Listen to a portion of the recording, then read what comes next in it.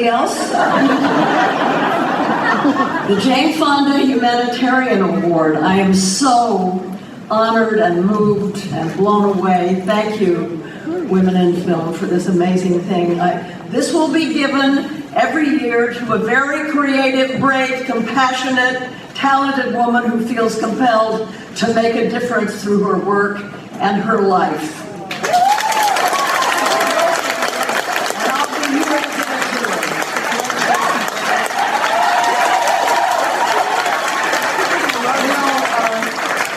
There was a time in my life when I thought that addressing women's issues was a distraction, from war, poverty, inequality, things like that. But with time and a lot of study, smart feminist friends, traveling in the global south where the wounds of patriarchy are so visible, I was able to see that women's issues are the core issues. Yes. As you likely know, I'm very focused on the climate crisis. Now it is the existential crisis, but you know what? If there was no racism, if there was no misogyny, there would be no climate crisis. They're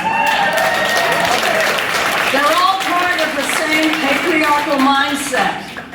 Commodification, greed, a hierarchical view of humanity and nature, violence against what is perceived as other. And we've reached a moment in the history of humankind when all the things that once held us together and sustained us are unraveling. Not just the ecosystems upon which we depend for life, but the idea of the collective, of community, the common good. In our lifetimes, these things have become bad words, and individualism has been exalted and put on a pedestal. This transformation of societal norms has come at the worst possible time. A time when we're facing collective crises that can only be solved through collective action. That's where women come in. For evolutionary reasons, women tend to be less prone to the disease of individualism, less ego-identified, more empathic, more welcoming to the idea of the public good and to collective action in support of the public good. We're more able to embrace the holistic approach that's needed.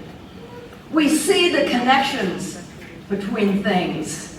We understand interdependence. It's what feminism does. As Gloria Steinem says, it's not that we're morally better than men. We just don't have our masculinity to prove. Now, I don't know if T.G. Wilkerson, founder of Women in Film, was a declared feminist, but she understood the importance of building community among women and thereby strengthening them. And she understood that such an organization could transform culture because women see and experience things differently than men do. If our stories aren't told by us, then the world only gets half the picture.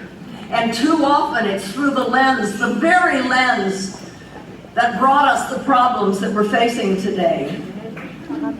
Our culture must be transformed, not only, as in the case of the climate crisis with an all-out war on drilling and fracking, but also on racism and misogyny and homophobia and colonialism and cynicism and despair all at the same time.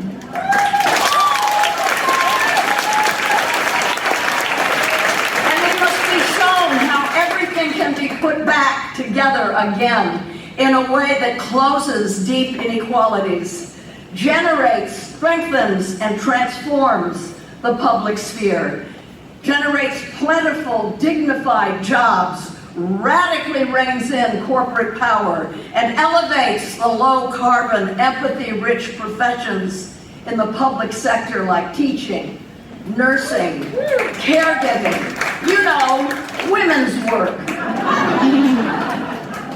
And you here in this room have a superpower to make films and television shows that can change how people see things. That's what changes culture.